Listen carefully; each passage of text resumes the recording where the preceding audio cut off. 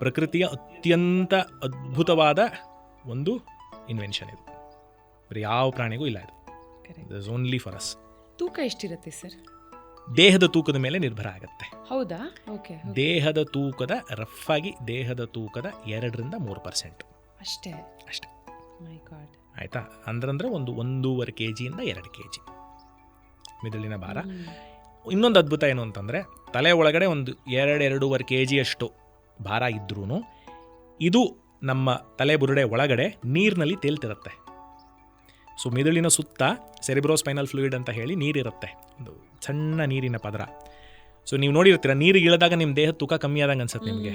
It's called buoyancy. Same thing, ಮಿದುಳಿನ ಒಳಗಡೆ ಇದು ನೀರಲ್ಲಿ ಮೆತ್ತಗೆ ತೇಲ್ತಿರುತ್ತೆ.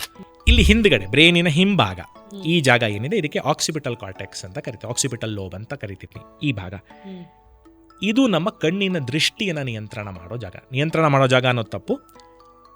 ನಾವು ನೋಡೋದೇ ಇದರಿಂದ. ನಾವು ಹೋದ್ಸಲ ಒಂದು ಎಪಿಸೋಡಲ್ಲಿ ನಿಮಗೆ ಹೇಳಿದ್ದೆ, ನೀವು ಈ ಬ್ರೈನ್ ನೋಡ್ತಾ ಇದ್ದೀರಾ ಅಂದರೆ ಎಲ್ಲಿ ನೋಡ್ತಾ ಇದ್ದೀರಾ ಅಂತ.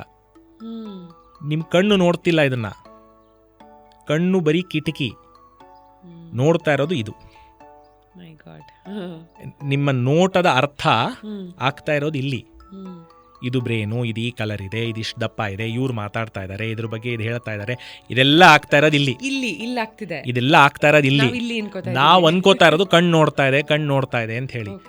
ಕಣ್ಣು ಕೇವಲ ಒಂದು ಕ್ಯಾಮ್ರಾ, ಅದೊಂದು ಕಿಟಕಿಯಿಂದ ಬೆಳಕು ಬರ್ತಾ ಇದೆ. ಆ ಬೆಳಕನ್ನು ತಗೊಂಡು ಮಿದುಳಿಗೆ ತಲುಪಿಸೋ ಕೆಲಸ ಮಾತ್ರ ಕಣ್ಣೊಂದು. ಅದು ಏನೇ ಆಗಿರಲಿ, ಅದು ಹೇಗೇ ಇರಲಿ, ಅದನ್ನು ಅರ್ಥ ಮಾಡ್ಕೊಳ್ಳೋದು ಈ ಜಾಗ. ಇದಿಲ್ಲ ಅಂತಂದರೆ ನೀವೇನು ನೋಡಿದ್ರು ಅದು ಏನು ಅಂತ ಅರ್ಥ ಆಗಲ್ಲ, ಹೇಳಕ್ಕೆ ಬರಲ್ಲ ಅದು ಏನು ಅಂತ. ಸೊ ಹಾಗಾಗಿ ಕಣ್ಣಿಂದ ಬರ್ತಕ್ಕಂಥ ಏನು ಸಿಗ್ನಲ್ ಇದೆ ಅದನ್ನು ಅರ್ಥ ಮಾಡ್ಕೊಳ್ಳೋ ಜಾಗ ಇದು.